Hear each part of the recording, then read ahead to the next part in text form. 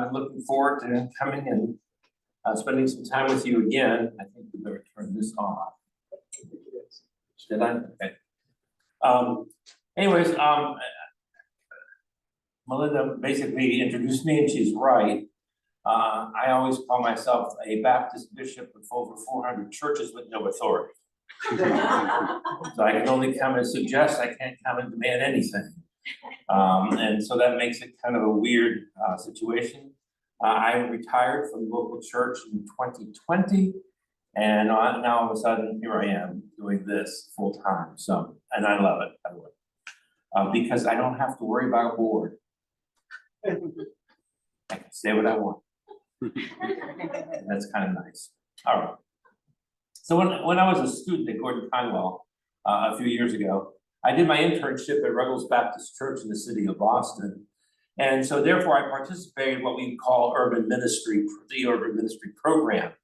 And at that time, part of the program, part of the training was as a student, you were dropped off at a certain place in downtown Boston, and you would have to fend yourself for 24 hours with only a quarter. Now, the reason why they gave you a quarter was so if you needed to make a phone call in an emergency. Now, this is dating me because we talk about phone booths and no cell phones, okay? And when I thought about that program, I go, that is the stupidest program I've ever heard of. And yet most of the students that participated in the program ended up in soup kitchens for meals, finding a small job to make a few bucks so they could buy food, sleeping in the subways and sleeping in the parks and whatever.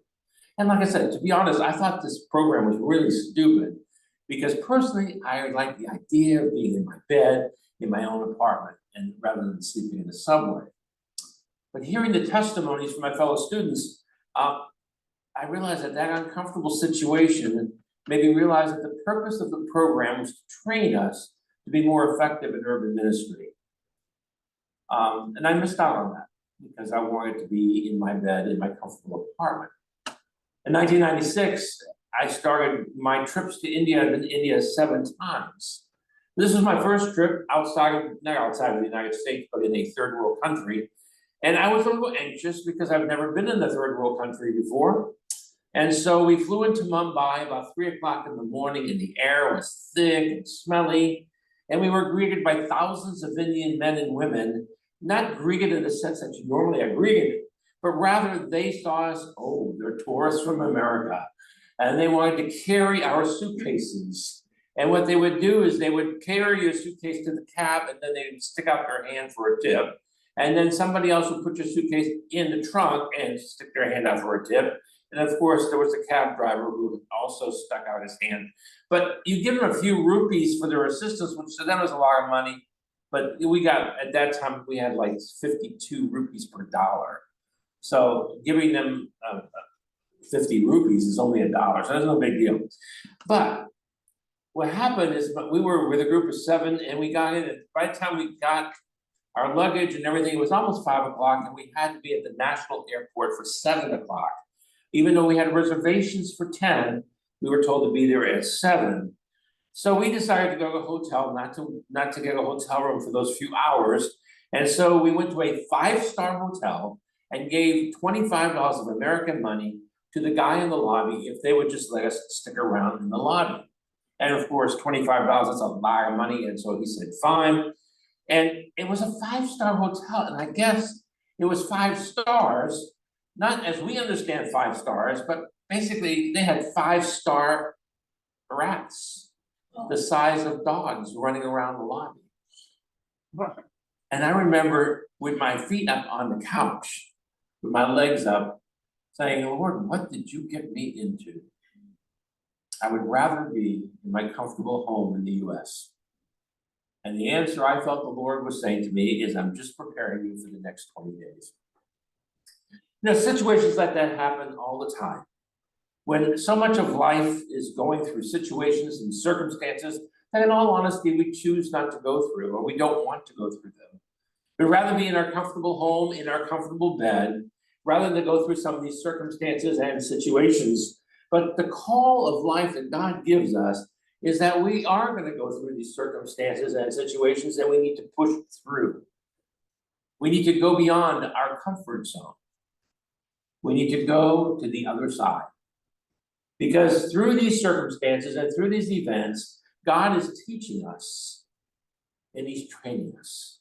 He's preparing us for something. And I believe that as our world continues to stumble through this political divide that we're experiencing, that cultural turmoil that we're experiencing, we're just tired of it. We're uncomfortable. We want this done. But you know what? I think that God is preparing the church for something newer, something bigger, and something better. And this is what we're going to see in our text this morning. The disciples found themselves in a situation that was rather uncomfortable. Now, at first glance, you're not going to see this in the text, but as we dig in, I hope that you're going to follow along with me and come to the same conclusion I do, that the disciples would rather have been in their bed, in their comfortable home, than doing what they were doing with Jesus. And I'm convinced that there was a purpose that Jesus was taking them through this particular situation. I think Jesus was using this event basically to prepare his disciples for their future ministry, for their future mission. So let's unpack this text together. Now, our text is actually the feeding of the 4,000. Now, most of us are familiar with the feeding of the 5,000, all right? And the reason why is because the feeding of the 5,000 shows up in all four Gospels. So it's the popular one to preach from. But the Matthew's Gospel, there's the feeding of the 5,000 in chapter 14. But today we're looking at chapter 15, where Matthew describes the feeding of the 4,000. Now, there's a lot of confusion about these two stories and how they relate to each other, and I'm going to do my best to explain it to you, and I think if you follow along with me, you'll understand where I'm going. But first of all, I've read a lot of commentaries, I'm sure Doug has too, and there are many fine scholars out there that believe that this is really the same event. They conclude that Matthew and Mark were simply repeating the stories with different numbers to emphasize something. Well, I disagree. I think, and I do believe, that the Bible is the infallible word of God, and therefore they have to be two separate events. Now let me explain. Both of these events happened on the Sea of Galilee, but there's something critical that we need to know from our text that gives us a clue to what's really happening.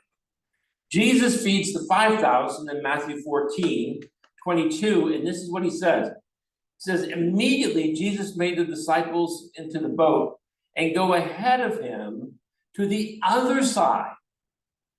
Get that? To the other side while he dismissed the crowd. And I point out going ahead to the other side, because if we know anything about the geography of Israel, the Sea of Galilee is the eastern border of Israel, the Promised Land. And so when you look at the map of the Sea of Galilee, the eastern side of the sea is not, the western side of the sea is Galilee. The eastern side is something else. It's Gentile country. Now this is important, because Jesus is telling his disciples to go to the other side. The other side isn't Jewish. The other side isn't filled with their own people. The other side is where the pagans live, where those people we just don't like, where the Gentiles live. It's the western shore that's Israel. Israel is a comfort zone because they're our people. They're God's chosen people. They're the kinsmen. They're from the seed of Abraham. But again, if we understand the geography, this gives us a big clue. Because the feeding of the 4,000 is not where the Jewish people live. Now, one more clue in our text this morning from chapter 15, verse 30. We were told, actually, it's not in our text, but just before our text says, that the people were amazed when they saw the mute speaking, the crippled made well, the lame walking, and the blind seeing. Actually, that is not good. And they praised, here's the key, they praised the God of Israel. As people were watching Jesus healing people, they glorified the God of Israel. Everywhere else in the gospel where Jewish people were praising God, it always said they praised God. But here, as these people, these pagans, these people on the other side, they were glorifying not their God, but the God of Israel. Why? Because they weren't in Israel. They were non-Jewish people. They were Gentiles. Yeah. They were those people that worship anything, animals, sun, moon, it didn't matter to them. And here comes this guy from the other side of the sea that's healing the blind and the lame. And when they saw it, they said, we worship whatever God you represent. Now, they were not in Israel for the feeding of the 4,000. So we read in verse 32 that Jesus called his disciples and he said this, that I have compassion on these people. They have been with me for, can you imagine a sermon, a 3-day long sermon? Amen. And nothing to eat, though. Nothing to drink. No bottled water. He said, I don't want to send them away hungry, he said, because they'll collapse. See, Jesus sees the crowd that was hungry, and he wanted to feed these people, and he shares his concern with the disciples. And I love the disciples' response. Now remember, they had just seen the 5,000 being fed, right? And here's the response to Jesus. Well, that's nice, Jesus, but where are we going to get enough bread in this remote area, in other words, in this Gentile area, to feed such a crowd? Now, at first glance, when I first looked at this text, at first glance, this verse gives us the impression that these disciples, they are dense. They are thick-headed knuckleheads. I mean, they just experienced Jesus taking 12 loaves of bread and a few fish and feeding 5,000 men and women and children, and have 12 baskets left over of food. And now he's only asking to feed 4,000. Where are we going to get enough bread to do that? But this is what I think. It wasn't that they doubted that Jesus could feed these 4,000, because they did see him feed a crowd before. But if we recognize the context, they were in the other side. They were not in their comfort zone. They were in Gentile territory. And it's not that they didn't believe that Jesus could feed them. They just simply didn't want Jesus to feed them. These weren't our kind. These were not our people. Even in the New Testament is a beautiful example of discrimination and selection of people we want to be with. They didn't want to be with ceremonially unclean people. Now, listen, God sometimes puts us in situations and he has a purpose in mind. And some of you might remember the story of the demoniac when Jesus sent the demons into the pigs and they ran into the lake. Listen, that was on the other side. Now, how do I know that? There are pigs. Pigs are not in Israel because they believe that pork is unclean. Now, concerning the feeding of the 4,000, the disciples are really uncomfortable. They'd rather be home on the other side than on this side. And my question for all of us this morning is, you go into a new journey, is where are you uncomfortable right now? Has God been putting you in a place where you're uncomfortable? You know, what I see when I visit churches, I hate to say this, but I go to about 50 different churches a year, and I see cliques. I see people gathering in their little groups with people they know and they're comfortable with. They ignore the people from the other side. They ignore the newcomer because they're not our people. I see this all the time in the church. I work with a lot of churches. And I can tell you right now that a lot of our churches are very uncomfortable with the culture that we're in and with the context that we're in. They really don't want to deal with the cultural turmoil. They really don't want to talk about the political divide that's within our churches. And just a couple of years ago, we had the mask controversy, where some people basically didn't want to hang out with people who wore masks, and some of them didn't want to hang out with people who don't wear masks. They're uncomfortable with division. Now, it's challenging. It's easy for us to say, I want this to be done. But we need to recognize that God allows uncomfortable situations to prepare us for mission and purpose. It was no coincidence that lightning struck your building. I know you think it is, but it wasn't. It's no coincidence that you've been struggling and worshiping in this chapel rather than your own church. It's uncomfortable. But I believe that God has a mission and a purpose for First Baptist Church of Wakefield. So going back to our text. So Jesus asked the question to his guys, all right, how many loaves do we have? And they say 7 with a few fish. And in their opinion, they didn't have enough food, but Jesus, again, just blesses the food, takes the 7 loaves and the fish, gives thanks, he breaks it, he gives it to his disciples, and then he says, as they in turn to the people, in other words, they had to serve these people, and I love this. The disciples didn't want to be there, they didn't want to share their food with these unclean Gentile people. They didn't want anything to do with these unceremonially unclean people. These people who were not their kind, these people who didn't talk like them, these people who didn't worship the same God that they did. And Jesus says to them, now you go and you feed these people. These people that you don't want to be around, you feed them. As a matter of fact, guys, look them straight in the eye when you feed them and make sure you bless them. Make sure you talk to them because they're going to be the ones that are going to serve this crowd that is so hungry. Now, church history tells us that when Jesus left this world and ascended into heaven, many of these disciples didn't stay in Israel. They actually didn't stay to evangelize their own people. They went to places like Africa and India and Europe to take the good news of Jesus Christ who lived on the other side. This was going to be their mission in uncomfortable situations, and they were training as they fed the 4,000. Jesus was giving them a hands-on lesson in what they were going to need to do after he left this earth. He was training them. He was preparing them for what was coming in the future.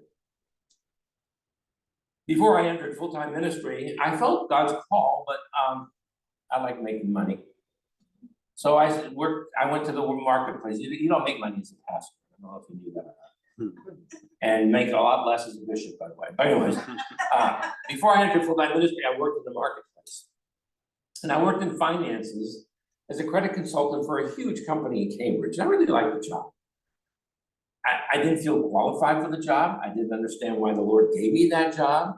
I dealt with companies like IBM, Newport News, Rockwell International, Kodak, just to name a few. And in that role, I met some very big shot people, all sorts of people. I had lunch appointments and dinner appointments and meeting in coffee shops and on golf courses, that part of it. And several times a month, usually about 5 times a month, I had to fly out to the headquarters of these companies. When you flew then, you were a go die. Through many of these meetings, I felt incredibly uncomfortable. And I often questioned God as to his purpose in my life and why I was experiencing this job with these big shot executives in multi-billion-dollar companies. In hindsight, I can tell you why God gave me that opportunity. Because I believe that God was teaching me to be the pastor to all sorts of people. Now I'm an executive minister in 2 regions, and I meet all sorts of people from different perspectives, from different walks of life. Some I'm uncomfortable with, some I'm very comfortable with. But I learned that God had a plan. And even at 73 years old, I'm finally realizing why that marketplace opportunity was given to me. Learning how to relate to different people and serving them. And God prepared me for the part that I'm playing now. Listen, I want all of you to know today, if you are uncomfortable, if you are in a situation that you're not happy being in, I'm convinced that God is doing the same thing in your life. He's preparing you for the part that he's going to have you play in his mission. It's not a wasted time. Lean into it. If you're in a situation, simply stop asking God why and just do it. Now, the hope of this text is that God puts us in situations not to mess with us. I don't think God messes with us, but to train us and to prepare us for the role he's preparing for us to play in his kingdom. And now, finally, I also believe that this text teaches us that God's compassion and love is for everyone.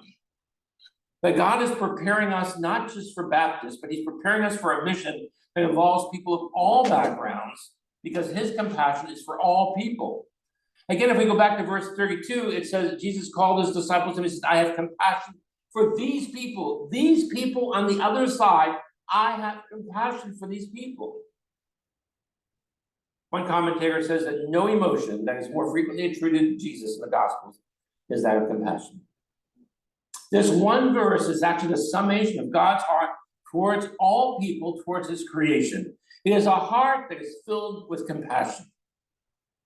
And this is totally confirmed in verse 37, where we read, they ate and they were satisfied. And then they picked up 7 baskets full of broken pieces that were left over. Even this statement says a lot. For those of you who remember, Jesus, when he fed the 5,000, had 12 baskets left over. And most theologians and commentators over coffee agree that the 12 baskets represents the 12 tribes of Israel. And it was a message telling the 12 tribes, because a lot of them were lost tribes at that time. But Jesus was telling the 12 tribes that he was enough for everyone. Jesus was telling the 5,000 that he was here for every tribe in Israel, and he has compassion for all of Israel. It's symbolized by the 12 baskets. But here in our text, in chapter 15 of the feeding of the 4,000, there's 7 baskets left over. Wow, what is that? Well, there's another reason for that. I believe it's a separate and, again, distinct miraculous event. So what does it mean? There are 2 verses in the Bible that I think that describes why there are 7 verses. In Deuteronomy 7:1, it says this: when the Lord your God brings you into the land you are entering to possess and drive out before the many nations, here it is, the Hittites, the Girgashites, the Amorites, the Canaanites, the Perizzites, the Hivites, and the Jebusites. 7 nations larger and stronger than you. In other words, God kicks 7 nations out of that area, that territory, so that Israel can have the promised land.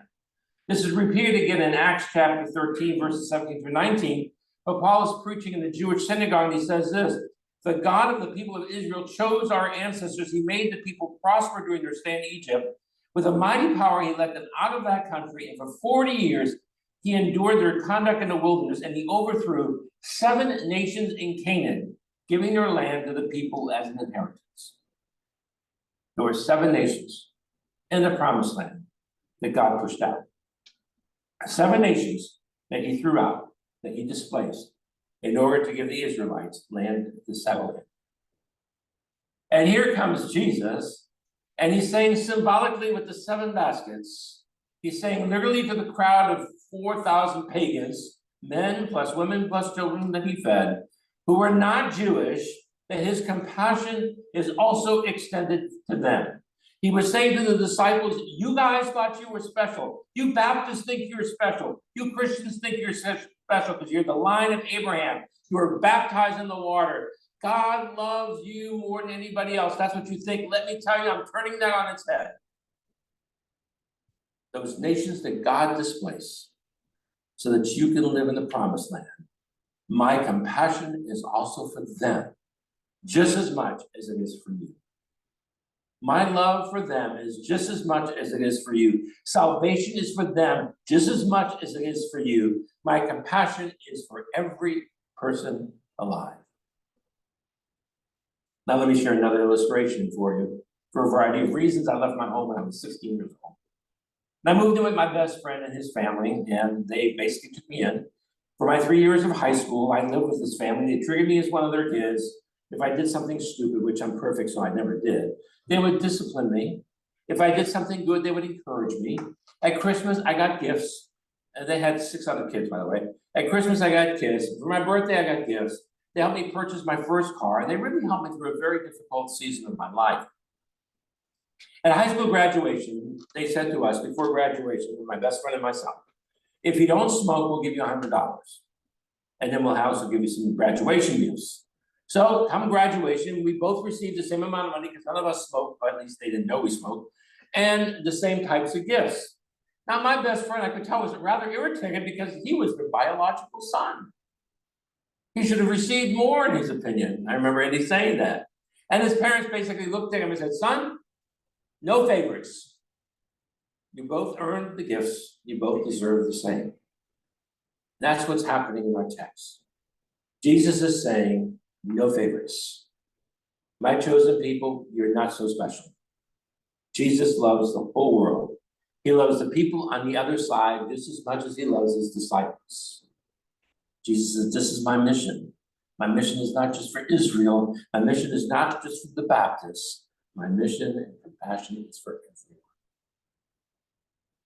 Now, church, I do believe that we are in a season right now, right in the middle of a world that seems to be in turmoil, right in the middle of a divided country, where I still believe God is working in our hearts to teach us some important things.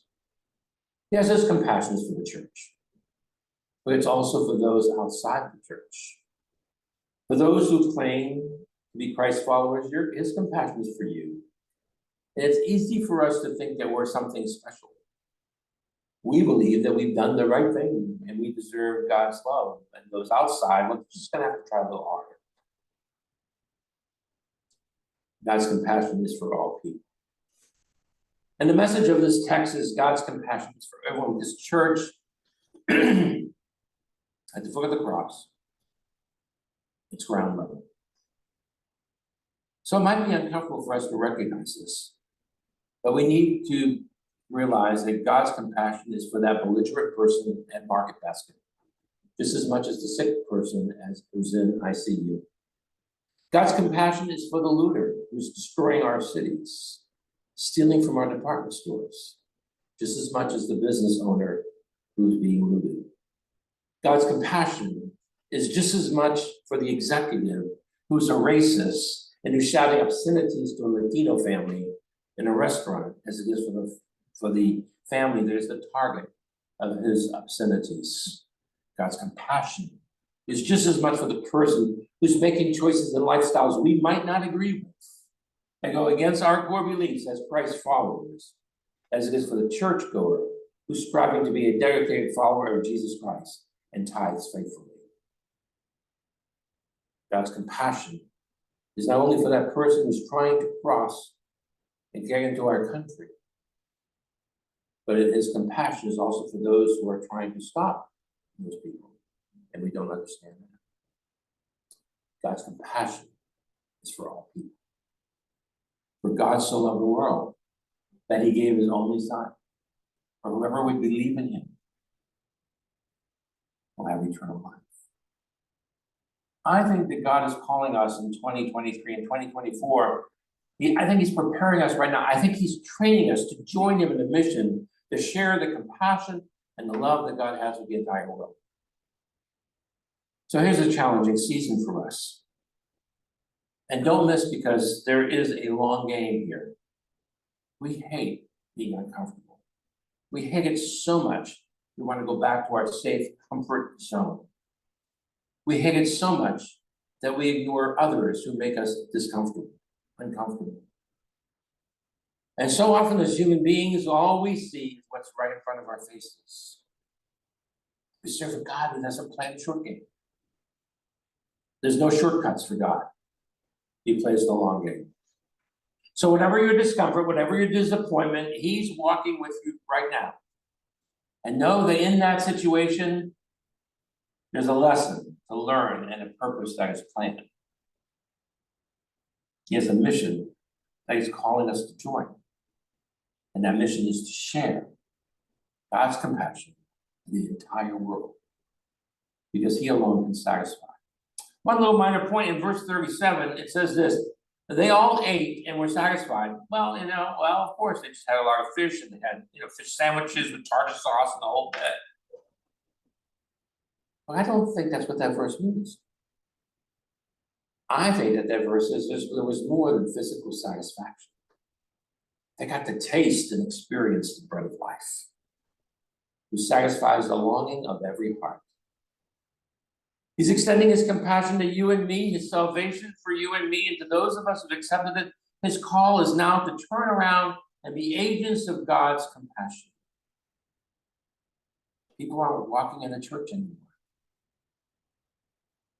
but we still need to be agents of God's compassion. We have a call to share the bread of life with those who are hungry, and there are a lot of people out there that aren't.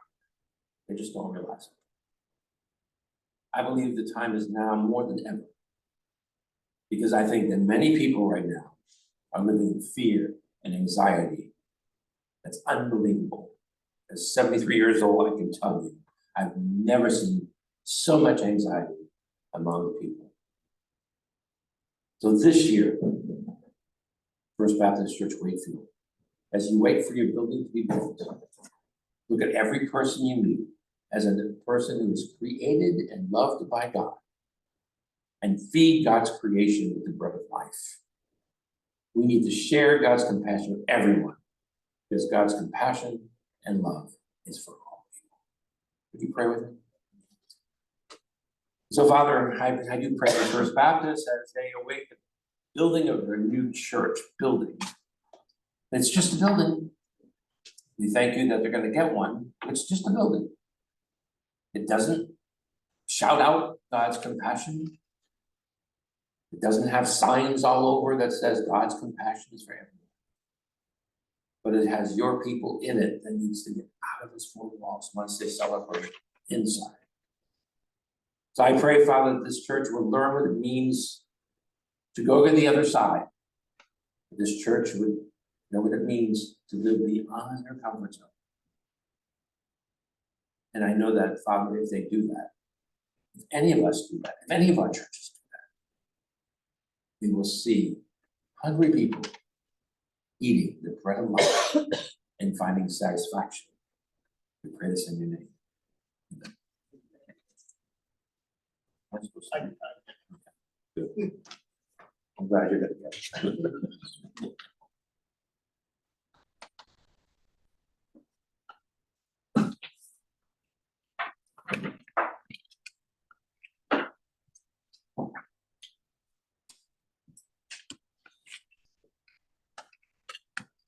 Music team wants to come back up, and we're going to sing a new song that probably over a year ago, we actually played this song when we were back doing YouTube videos. And I remember the Sunday because my in-laws were here, and my mother-in-law loved this song. And it's called New Wine, and the wording of it is incredibly powerful, speaking of how God breaks us in order that his life would be fully formed within us, and we would experience new life and new power. And this song is really meaningful in my own life, coming right on the beginning of COVID during a very challenging season, and felt it was a crushing time in my life. I imagine you as a church, when the fire came and the church burned down, that was a crushing time for this congregation. And I suspect there's been other events just in your own lives personally where you sense that God has brought great brokenness in your life. But this song is a song really of kind of commitment, of saying, God, in that brokenness, would you do your work in me, that I would be a vessel, that I would be an offering, that I would be someone where your new wine of your spirit would flow from me. And part of that is so that we would serve those on the other side. And again, Ron, thank you for that good word as mission to serve others on the other side. I like that. So we'll invite you. Why don't we sit to sing this one? You may want to just allow the words to saturate your heart and join in as you feel comfortable.